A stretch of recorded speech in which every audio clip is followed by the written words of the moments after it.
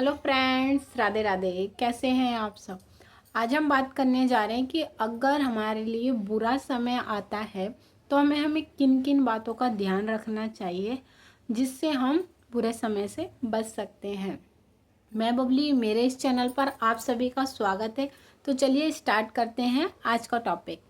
तो देखिए, बुरा समय क्या होता है, किसी की भी ज़िंदगी में किसी की परिस्थिति में उतार चढ़ाव आते ही रहते हैं। लेकिन जो एक परिवार होता है ना, एकजुट रहना चाहिए, एक साथ रहना चाहिए। अगर परिवार एक साथ होता है, एकजुट होता है, तो लगा लीजिए हम हर परिस्थिति का सामना आसानी से कर लेते हैं। क्योंकि आजकल देखा जा रहा है कि समाज में परिवार एकजुट नहीं है, बहुत ही थोड़े होंगे जो एकजुट हैं। नहीं तो सब सिंगल परिवार हो गए, हस्बैंड वाइफ बच्चे बस। मतलब दादा दादी नाना नानी ऐसा बहुत ही कम देखा जा रहा है कि इकट्ठा फैमिली एक साथ कहीं पर अब रहते हों।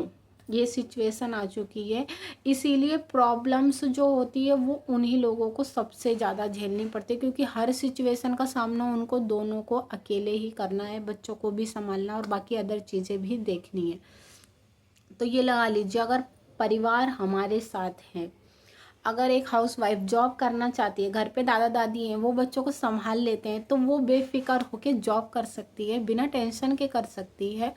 और इससे क्या होगा, बच्चों का जो स्ट्रेस होता है कि ऑफिस में काम करते हुए बच्चों पर ध्यान जाता है कि पता नहीं कैसे हैं, खाना खाया नहीं खाया, तो इन सब चीज़ों से उनको कोई टेंशन नहीं होती है, फ्री माइंड होता है, अच्छे से वो अपना वर्क कर पाती हैं, उन्हें अपनी फैमिली पे भरोसा होता है। और लगा लीजिए, जो हमारे बड़े होते हैं उनसे बच्चों को अच्छे संस्कार भी मिलते हैं। अब जो सिंगल हैं, अब वो ड्यूटी जा रहे हैं, बच्चे घर पर अकेले हैं, किसके साथ खेल रहे हैं, कौन घर में आ रहा है, कौन जा रहा है, तो मतलब बच्चों का माइंडसेट इससे बिगड़ जाता है, संस्कार मिलते नहीं हैं और बच्चे अकेले हो जाते हैं। बहुत ज़्यादा गलतियाँ पे भी उन्हें कोई समझाने वाला होता नहीं है। तो एकजुट परिवार होना आजकल बहुत ज़्यादा ज़रूरी हो चुका है, लेकिन ऐसा है नहीं।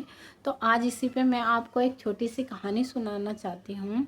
तो एक थे महाजन। महाजन का ये तो बनिया समझ लीजिए। वो थे, उनके घर पे रात को सपने में उनके लक्ष्मी माता आई और उनसे कहा कि मैं आपके घर से जा रही हूँ और आपके घर में अलक्ष्मी का वास हो जाएगा।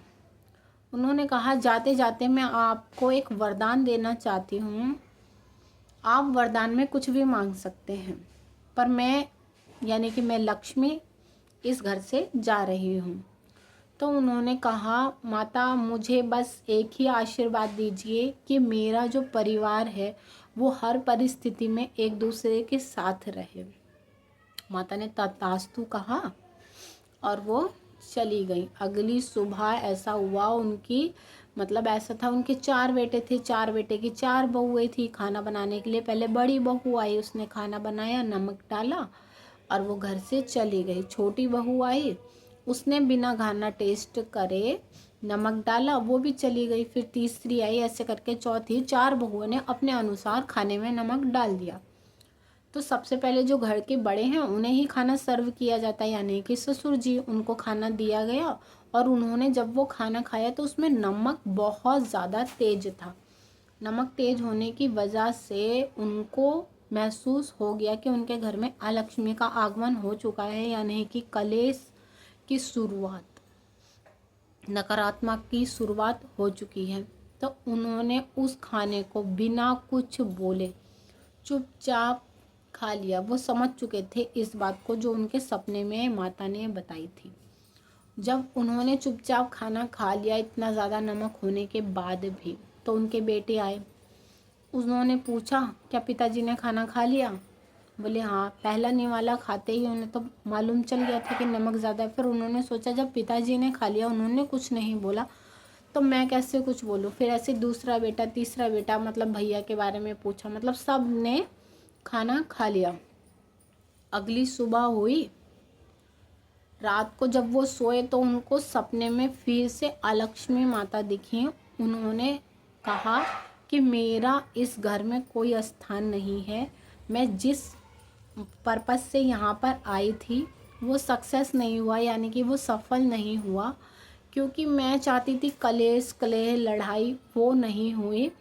आप सबका परिवार एकजुट है, एक साथ है, हर परिस्थिति से आप लोग लड़ चुके हैं और एक को देख के दूसरे ने समझा इस चीज़ को और वो भी खाना खा लिया जिसमें इतना ज़्यादा नमक था। तो ये है एक परिवार की ताकत और अलक्ष्मी उनके घर से चली गई। तो इस कहानी से हमें यही सीख मिलती है कि हमें अपने परिवार में एकजुट रहना चाहिए, एक साथ रहना चाहिए, अपनी परिस्थितियों को सबके साथ बांटना चाहिए, शेयर करना चाहिए ताकि एक पे ही किसी चीज़ का प्रेशर ना पड़े। परिवार के सभी लोग मिलकर सभी परेशानियों को हल कर सके, एक साथ खुश रह सके, एकजुट रह सके, अच्छे संस्कार के साथ अपने बच्चों की अच्छे से परवरिश कर सके। आशा करती हूँ ये वीडियो आपको पसंद आई होगी। पसंद आई तो वीडियो को लाइक करें, शेयर करें और मेरे चैनल को सब्सक्राइब करें। थैंक यू सो मच इस वीडियो को देखने के लिए। और अगर आपको कोई सी भी थोड़ी सी भी सीख मिली हो ना तो शेयर ज़रूर करें और मेरे चैनल को सब्सक्राइब ज़रूर करें। Thank you.